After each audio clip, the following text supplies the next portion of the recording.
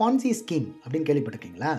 Charles Ponzi அப்படிங்கிறவர் 1920ல் நிறைய பேரை ஏமாற்றி ஒரு ஸ்கீம் ஒன்று போட்டு மில்லியன் கணக்கில் சம்பாதிச்சிட்டாரு. அது என்ன ஸ்கீம் அப்படின்னு கேட்டிங்கன்னா, நம்ப முடியாத ரிட்டர்ன், 400%க்கு மேலே ரிட்டர்ன், நோ ரிஸ்க் அப்படிங்கிற ஸ்கீம் தான். இந்த ஸ்கீமை சொன்னோன்னே நிறைய பேர் வந்து இன்வெஸ்ட் பண்ணுறாங்க. எல்லாம் இன்வெஸ்ட் பண்ணுறவங்க எல்லாருக்கும் இவ்வளோ ரிட்டர்ன்ஸ் கொடுக்குறாரு. எங்கேருந்து ரிட்டர்ன்ஸ் கொடுக்குறாருன்னா, இந்த இன்வெஸ்ட் பண்ணுறவங்க பணத்துலேருந்தே ரிட்டர்ன்ஸ் கொடுக்குறாரு.